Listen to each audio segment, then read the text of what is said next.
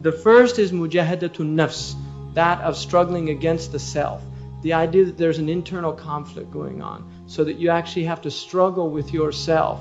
And part of struggling with yourself is struggling with the passions. And the passions, again, are what? Your bestial nature. And so what you struggle that with is with your reason. And that is why when somebody is attempting not to do something that is wrong and struggle against those impulses, what he's using is a higher power. And the higher power is reason, is the aql. And that's why the essence of intellect in Arabic means that which constrains you or which prevents you from doing something that will lead you astray. Aqala ya'qilu means to stop, to prevent. And the other Arabic word they use for intellect is nuha, which comes from that which refuses or that which prevents. Again, yanha.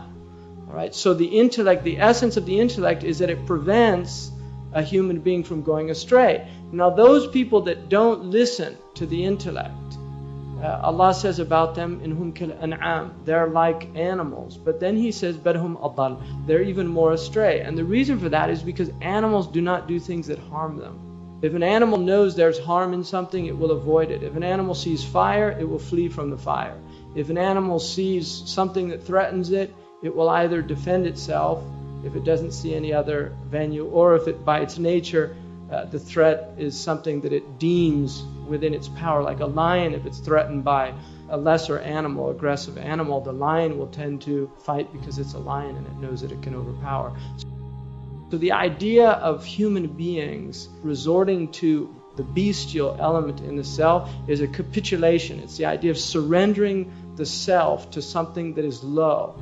And that is why if you look at the human body itself, the higher organs, the heart and the intellect, are on the upper body, and the lower organs, the stomach and the genitals, are on the lower body. And so the idea is that this is the way the human being should be. He should be, the ruling force in the human being should be his heart and his intellect, and the subjugated force should be the bestial nature. What happens with human beings is that they become overcome by their bestial nature. And so hunger and craving, which is the essence of desire, overwhelms the intellect. And so they begin to want things that are harmful for them. And this is why they're worse than animals, because an animal will only take what it needs. Lions do not go out and slaughter. They take what they need and they leave the rest. Maybe for another day, but if they're not hungry, they're not going to kill 10 zebras. They will kill what they need to kill. And that's the difference between a human. The predations of humans are not needs.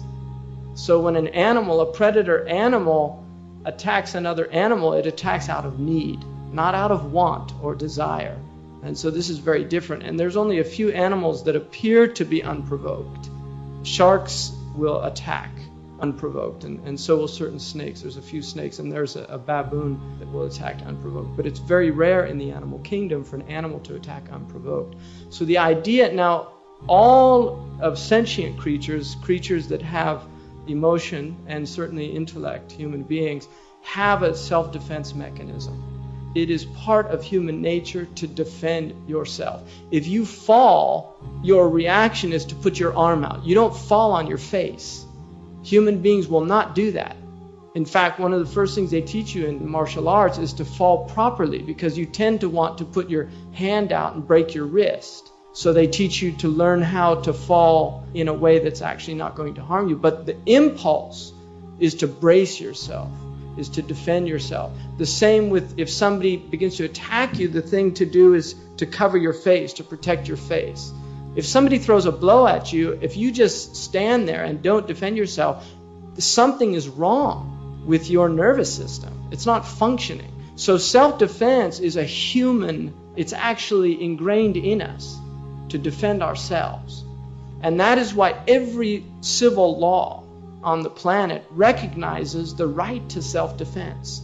There's no law that does not, whether it's Muslim or non-Muslim, every law recognizes that a human being has a right to defend himself from bodily harm, from harm of property, all of these things. The first jihad is that struggle against the self.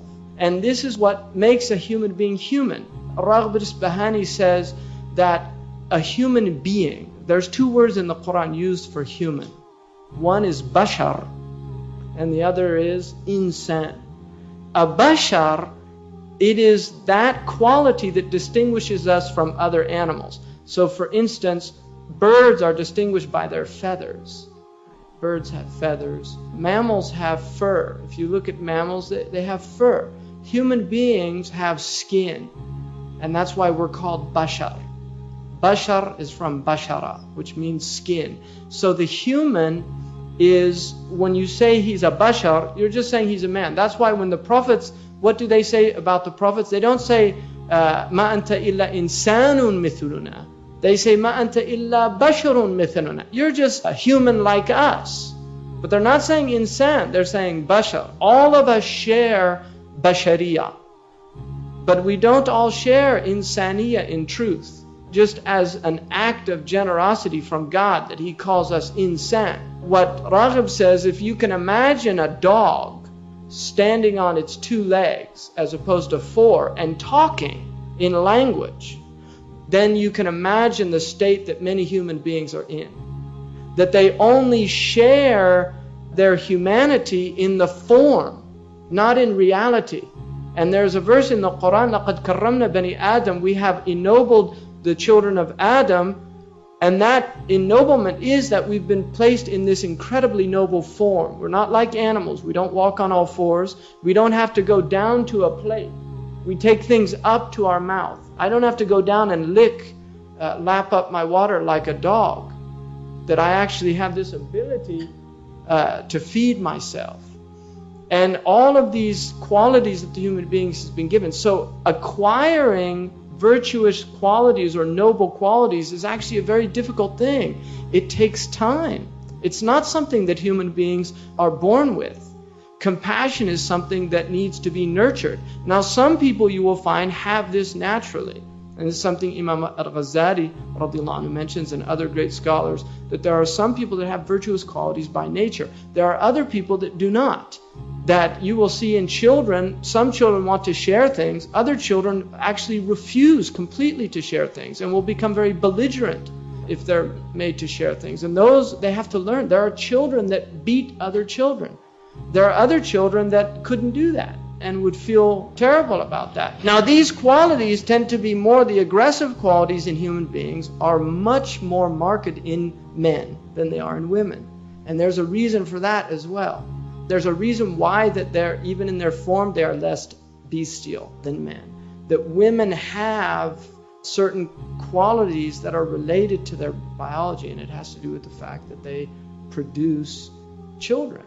And so there are certain qualities that are inherent just because they have the hormones. I mean, some of it is purely chemical, and other of it has to do with just the fact that there's a womb, rahim, and the essence of the womb is mercy, because that's what the word in Arabic, rahim, is rahma, are the same root word, the womb and mercy, because the essence of mercy is in the womb. And that's why Allah has derived the womb, shaqaqtu ar-rahim min ismi ar-rahman. He actually derived the womb from His name, the merciful.